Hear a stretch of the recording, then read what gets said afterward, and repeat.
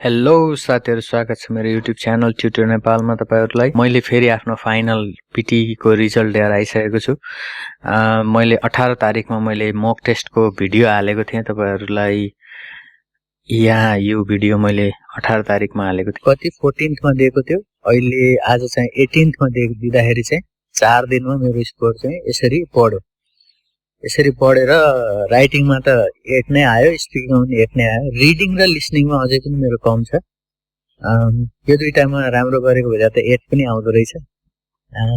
तर मलाई चाहिएको 6 मात्रै हो। म एक्सपेरिमेन्ट गरिरहेको छु, मलाई कतिसम्म चाहिँ आउँदो रहेछ एक हप्ता प्र्याक्टिस गरेर भनेर। केही स्ट्र्याटेजीहरू पनि छ। मेरो फाइनल एक्जाम चाहिँ स्याटरडे छ। त्यस पछाडि मेरो रिजल्ट के आउँदो रहेछ त्यो पनि म शेयर गर्छु सबैलाई। ल, मैले यहाँ चाहिँ तपाईहरुलाई मैले आफ्नो रिजल्ट शेयर गर्छु भनेर भनेको थिएँ। त्यसकारण मैले आफ्नो रिजल्ट यो दुईटा मक टेस्ट दिइसके पछाडिको मैले आफ्नो रिजल्ट ल्याएर आइसकेको छु। रिजल्ट चाहिँ तपाईहरुलाई म यसरी, रिजल्ट एकदमै राम्रो आएको छ। मैले एक्सपेक्ट गरेको भन्दा राम्रो आएको छ। म एकदम दङ्गै परे यो रिजल्ट हेरेर। एक हप्ता मात्र प्र्याक्टिस गर्दाखेरि पनि यस्तो राम्रो रिजल्ट आउँदो रहेछ। म तपाईहरुसँग फेरि पनि यो एक हप्ता पढ्दाखेरि मैले के गरेँ र कसरी के स्ट्र्याटेजीहरू फलो गरेँ अनि त्यसपछि मेरो रिजल्ट यस्तो कसरी आयो त्यो पनि म तपाईहरुसँग शेयर गर्नेछु। पहिला चाहिँ रिजल्ट हेरौँ है त। ल,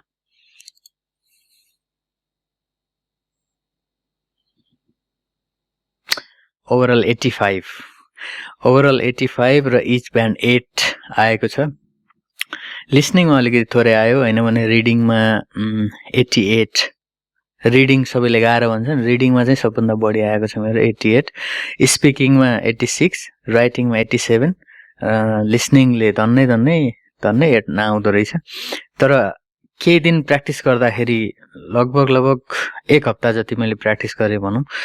एक हप्ता मात्रै प्र्याक्टिस गर्दाखेरि इच ब्यान्ड 8, ओभरअल 8.5 को रिजल्ट आउनु भनेको धेरै राम्रो कुरा जस्तो लाग्छ मलाई। टेस्ट मैले चाहिँ 20 तारिखमा दिएको थिएँ।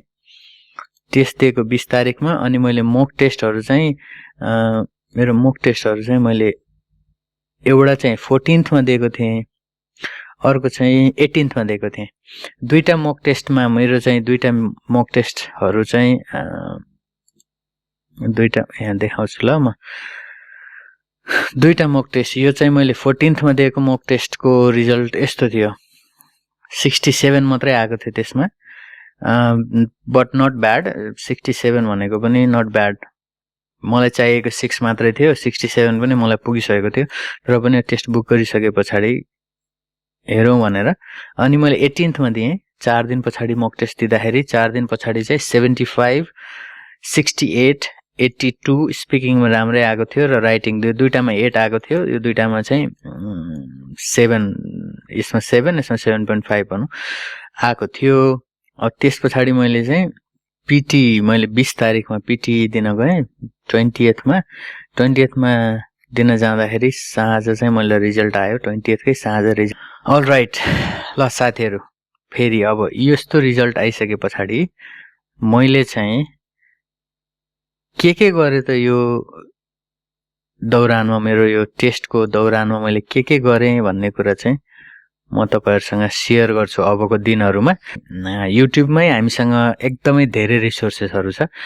युट्युबमा फ्रीमा दिएको रिसोर्सेसहरुलाई राम्रोसँग ट्याक्टिकली युज गर्न जानेपछि हामीले क्लास लिनु पर्दैन। तपाईको इंग्लिश धेरै राम्रो पनि हुनु पर्दैन। मेरो इंग्लिश राम्रो छैन।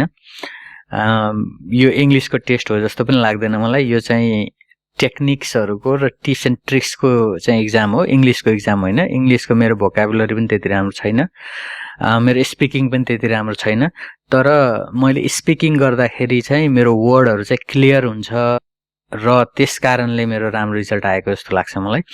रिडिङमा चाहिँ अलिकति बेसिक्स तपाईलाई ग्रामर 9-10 सम्मको ग्रामर तपाईले राम्ररी पढ्नु भएको थियो भने त्यसले तपाईलाई हेल्प गर्छ। अनि कन्टेक्स्ट बुझ्न सक्नु पर्यो। इंग्लिश तपाईहरुले कतिको किताबहरु पढ्नु भएको थियो त्यसमा पनि भर पर्छ फेरि। अनि लिसनिङको लागि चाहिँ कन्सन्ट्रेसन पावर, तपाईको कन्सन्ट्रेसन कतिको छ त्यसमा भर पर्छ लिसनिङ।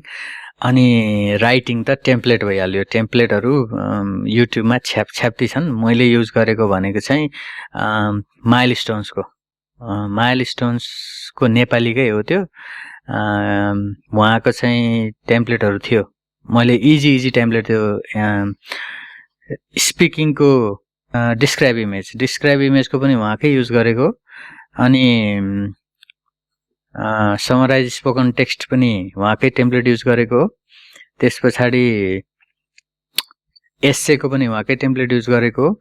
समराइज रिटर्न टेक्स्ट त अब दुईटा सेन्टेन्स लिने अनि एन्ड लेयर जोडिदिने, अथवा 3टा छ भने मोर ओभर लेयर जोडिदिने, त्यो त एकदमै सजिलो नै भइहाल्यो।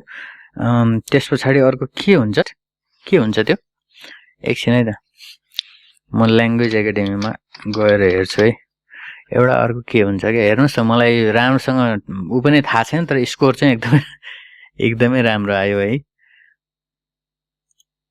यो के को थियो, स्पिकिङको है, स्पिकिङकै यो रिटेल लेक्चरमा पनि मैले उहाँकै सबै टेम्प्लेट चाहिँ मैले त्यो अनुसारको युज गरेको हो, माइलस्टोन स्टडिजको। त्यसमा चाहिँ एकदमै सजिलो तरिकाको छ, अनि मलाई सजिलो लाग्ने चाहिँ मेरो टेम्प्लेटको मैले धेरै चिज बोल्न नपरोस्, टेम्प्लेटबाट थोरै चिज मात्रै मेरो फ्लुएन्सी मेन्टेन गर्नलाई मात्रै मेरो टेम्प्लेट युज होस्, र चाहिँ अरू वर्ड चाहिँ मैले त्यहाँ जे देख्छु त्यही नै भन्नु परोस् भन्ने थियो। एकदमै इजी छ। त्यो पनि म पछि मैले कसरी प्र्याक्टिस गरेँ र पछि मैले कसरी त्यसलाई आफ्नो इक्जाममा युज गरेँ, त्यो पनि म फेरि भिडियोमा भन्ने नै छु। ल साथीहरू, अब मेरो रिजल्ट पनि हेरिहाल्नुभयो, देखिहाल्नुभयो। अब म चाहिँ पिटीको केही टिप्स एन्ड ट्रिक्स कसरी चाहिँ आफ्नो स्कोरलाई बढाउन सकिन्छ त लास्ट मिनटमा प्र्याक्टिस गरेर, त्यो भिडियोहरू चाहिँ आगामी दिनहरूमा बनाउने छु। र अरू पनि प्रोफेसनल टिप्स एन्ड ट्रिक्सहरू, म हाल अलि अस्ट्रेलियामा बस्दैछु। अस्ट्रेलियाको प्रोफेसनल मार्केटहरूमा के कसरी चाहिँ आफूलाई स्थापित गर्न सकिन्छ, त्यो सम्बन्धीहरू म भिडियोहरू पनि बनाउने नै छु। प्लस यो पिटिईको चाहिँ धेरै मान्छेलाई चाहिँ अब यो पिटिईले गाह्रो नै गरिरहेको हुन्छ, 7 ल्याउन 8 ल्याउन परिरहेको हुन्छ, किनभने यो यसको स्कोरले अब सबैलाई थाहा नै छ, पिटिईको स्कोरले धेरै कोर्सहरू पनि पढ्न पाउने, विशेष गरी नर्सिङ पढ्न पाउने 7 इच ल्याएपछि, प्लस पिआरको लागि पनि यसले पोइन्ट दिने, 7 ल्याएपछि चाहिँ 10 पोइन्ट आउँछ, प्लस इच ब्यान्ड 8 ल्याएपछि चाहिँ 20 पोइन्ट आउँछ, पोइन्ट सिस्टम। अब यो जुलाईबाट त चेन्ज पनि हुन्छ जस्तो कुरा गर्दैछन्, तर पनि हेरौँ अब के हुन्छ त्यो। अहिलेसम्मलाई पिटिई चाहिँ अस्ट्रेलियामा एकदमै इम्पोर्टेन्ट छ। धन्यवाद। अहिलेलाई चाहिँ म बिदा हुन्छु, अर्को भिडियोमा फेरि भेटौँला।